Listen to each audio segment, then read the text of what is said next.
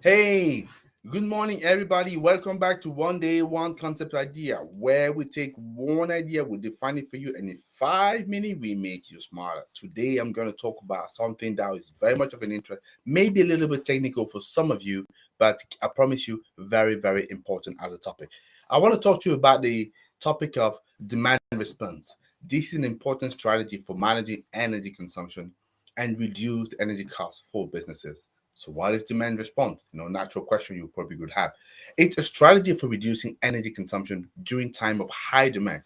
When the demand on the power grid is high, grid operator may request that some businesses temporarily will reduce the energy use, right? And by participating in demand response as a business, you can earn some incentives, for reducing your energy use and help reduce the strain on the power grid. Yeah. So why is important? So as I say, demand response is an important tool for managing energy consumption and reducing costs for businesses, right? And when you participate, like I say, you can reduce your energy costs, you can earn incentive, and you can help to stabilize the grid. Who doesn't want that? Yeah. How does demand response actually really work?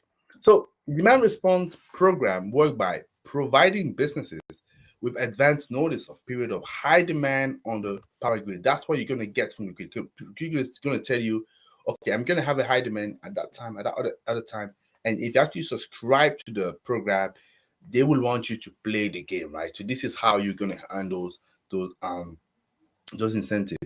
And during this period, you can temporarily reduce your energy use, by adjusting your energy intensive processes. An example could be maybe you could be turning off some light, you could be adjusting some HVAC system, you could be reducing, for example, your production level. Yeah. And by reducing your energy use as a business, what you do is you help the grid to reduce the strain that they have on the system. And by doing it, you earn some incentive. Yeah, that's a natural and simple way to do it. That's not a bad thing, right? So especially when you're looking for extra money to sort of make sure that you can complement your growth. Yeah. And multiple benefits of demand response. I've sort of alluded to that already. So I say that cost saving, yes. By you participating in demand response program as a business, you earn incentive, right?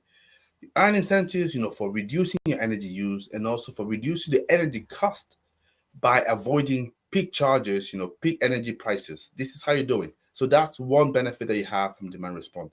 A second benefit is you have just improved energy resiliency, right? So you help businesses reduce their reliance on the grid, and also improve the energy resiliency by providing on-site energy source during time of high demand. That's how you improve your energy resiliency. So another aspect that is beneficial for you is the environmental benefit. The demand response can help reduce the carbon emissions by reducing energy demand during peak periods and encouraging the use of renewable energy sources. So, how do you participate in a demand response? You can participate in those programs simply by reaching out to the utility provider or third party aggregators, because you will have as well some third party aggregators that are there to gather businesses that want to participate. Yeah, and you typically need to have the ability to to temporarily reduce your energy use. You can do that through, for example, the use of energy storage or on-site renewable energy sources. These are the way you can actually do that. So how can the renewable energy can participate in demand in demand response? Yeah, how can they help? So one way they can help is by providing a source of energy that could be quickly scaled down, or scaled up, right, if needed. Yeah, so that's one way they can do it.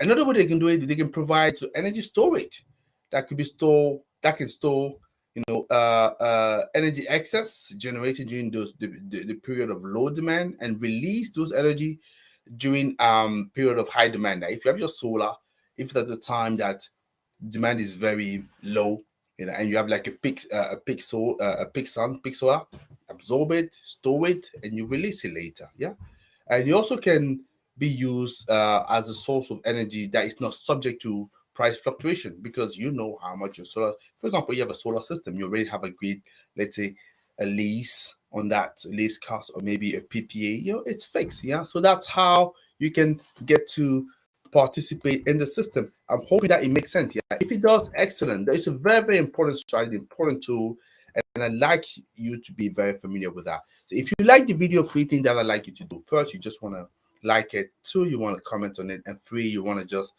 make sure that you share that with other people so that they get familiar and knowledgeable as well about this topic.